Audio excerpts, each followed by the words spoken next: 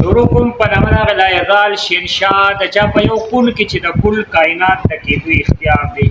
ګرانو کتونکو، د سواتي فاونډیشن نماینده محمود جان عمرزی دې وخت کې توحید مسجد ډاګې کې موجود دی. دغه مسجد چې کوم دی دا د ضلع چرسدي یو داسې علاقه ده چې ګڼ لوی مظلم ورپسې وکړو دغې ځای ته راورسېدو. یقینا دلته طلبا سبق وایي. نن د اتوار ورځ ده. د اتوار د ورځې په وجه باندې اکثر زموږ ماشومان چې کوم وي هغه خپل مور پلار سره څه غم ښادی وي نو هغې غم ښادو دپاره هغوی ولاړ شي. دلته تقریبا د 60 نه 70 پورې ماشومان په دغې مسجد کې سبق وایي. د هغوی قرآن شریفونه هسې خو شته، خو چې کوم د هغوی پوزیشن دی هغه ډېر زیات کمزوري شوي دي. دا وګورئ د نظر نه خو دا ټیک ښکاري، خو دا یو پیج شوي دي. دا ورته تاسو وګورئ، دا مکمل پیج دی. په دې کې دې ماشومانو ته هم تکلیف وي، بیا قاري صاحب ته هم تکلیف وي، ځکه چې دغه ماشومان پکې هغه شانتې سبق راوړلی نه شي. او قاري صاحب ته دا تاسو وګورئ، دا بالکل ډېر زیات کمزوري شوي دي، ضعیف شوي دي. او پکار دا ده چې موږ داسې قرآن شریفونه خف کړو، هغه چېرته کېږدو. د هغې باوجود دلته دغه طالب علمان او دا قاري صاحب یو ستړي کوي، یو کوشش کوي، او د هغې کوشش د لاندې بیا هم دغې ماشومانو ته خپل سبق کوي. موږ قاري صاحب له د سواتي فاونډیشن له اړخه شل قرآن شریفونه راوړي دي. قاري صاحب سره ناست یو. قاري صاحب نه معلومات کو. قاري صاحب سواتي فاونډیشن د طرف نه دغه شل قرآن شریفونه ستاسو دغه طالب علمان راغلل. یقینا چې د هغوی قرآن شریفونه مونږ وکتل هغه ډېر زیات ضعیف شوي دي. نو په کوم نظر ورته ګورئ، یو دا خبره ده چې دغه امداد مونږ سره هم خلک کوي، نو هغه خلک د دعا هغه طلب هم کوي چې مونږ ته د دعا هم وکړي. نو څه وایي جي؟ بسم الله الرحمن الرحیم. مونږ خو جیړو بیا ستاسو ډېر شکرګزار یو او سواتي فاونډیشن طرفه دې کې چې مرسته کړې مالی جاني وغیره ټولو چې موږ شکرګزار یو.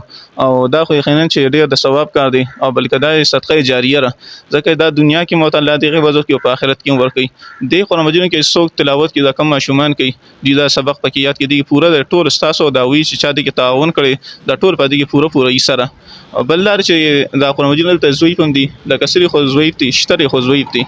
او ماشومان چې کوم دي بیا ګڼي ټول ته رسي نه، لکه بعضې کې دی کې اوس څو قاعدې وي سپاره وي ختم کړي بیا قرآن مجید ضرورت هغوی ته وي، نو بیا قرآن ناوي لپاره دومره دستیاب دلته نه.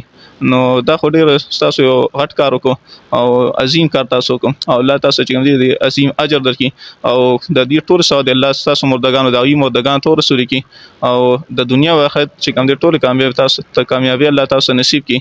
او یقینا چې الله ورته نصیب کوي ځکه چې څوک د دین کار کې لګي الله د هغه د دنیا او د آخرت ټول کارونه چې کوم دی اساني. دنیا کې د مال او برکت دې کې برکت مال او دولت ټول کې الله برکت اچي. او چې څوک د دین لار کې پیسې لګي دا صدقه جاریه ده، یعنی په دنیا کې او په آخرت کې د دې لپاره د اجر او ثواب تر قیامت پورې دوی ته چې کوم دی الله د دې اجر ورکوي، دا الله وعده کړی ده. او دنیا کې چې کوم دی کم مال دولت دی الله چې کوم وي ته برکت او خیر او برکت اچي، یعنی بیمارونه الله پریشان نه وساتي او مال کې چې کوم دی الله به دغه اضافه کوي په برکت د دې دین.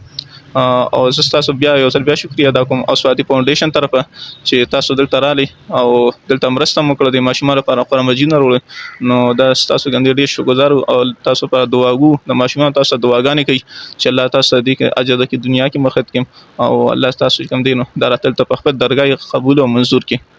ډیره مننه ګرانو کتونکو. د سواتي فاونډیشن د هلې ځلې انشاءالله هغه به رواني، مخکې به هم رواني او هغه مدارس کومه مدارسو کې چې په حقیقت کې د قرآن شریفونو ضرورت وي نو هغه یې موږ سره رابطه کوي.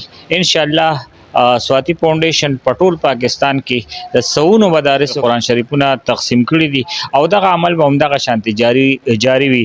محمود جان عمرزی د ډاګې چارسدي نه اجازت غواړي د لوی الله.